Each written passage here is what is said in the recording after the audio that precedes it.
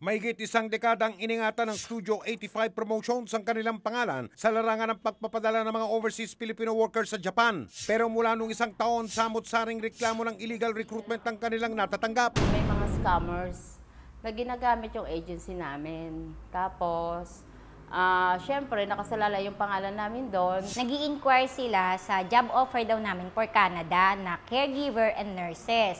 Ginagamit daw ang Studio 85 Promotion sa paghahanap ng mga aplikanteng gustong magtrabaho sa Canada sa pamamagitan ng email at Facebook. Kailangan lang daw magbayad ng mga aplikante ng 3,600 piso. Para sa mismong may-ari ng Studio 85 Promotions, illegal itong may tuturing lalo't wala silang job order pa Canada. Pinatutuhanan nito mismo ng POEA. Ang mga job order namin, more on construction kami in Japan. Pero wala kaming Canada. Si Wilfredo Obien, personal na sinadya ang opisina ng Studio 85 Promotions sa lungsod ng Pasay para magreklamo. Isa siya sa maraming nabiktima ng nagpapanggap na recruitment agency. Ang tanga ko, kailangan na daw. Kasi baka daw maubos na yung slot. Ang isang biktimang nagbayad sa LBC nabigyan ng kopya ng larawan ng taong kumuha ng pera pero hindi patiyak ang pangalan nito. Sa pagnanais na malinis ang kanilang pangalan, tinawagan ng tauhan ng Studio 85 Promotions ang numero ng nagpapanggap na recruitment agency. Alam namin ginagamit ninyo yung aming agency para mang-scam ng mga tao. Kung pwede lang, tigil-tigilan nyo na. Kasi kawawa naman yung mga taong niloloko nyo. Nakakain nyo yung mga kinukuha nyong pera sa kanila. Hello, sino po ito? Di ba ito yung Peking Studio 85? Hindi po.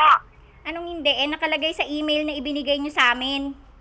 Ah, Binigay nyo sa worker na email, nakalagay yung cellphone number ninyo, tas tatanggi nyo ngayon.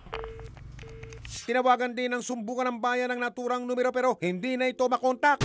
Ang modus na ito ng mga illegal recruiter hindi na bago sa POEA. Ang ginagawa nila dyan, kumukuha sila ng mga pangalan ng mga travel agency, no?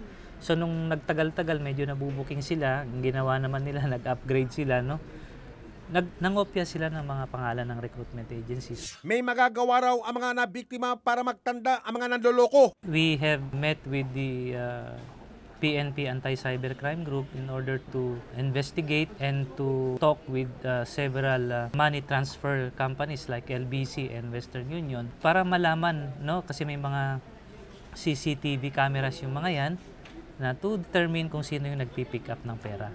May paulit-ulit ding paalala ang POEA sa mga gustong mangibang bansa. First thing to do is to call the recruitment agency, no, to verify kung totoo.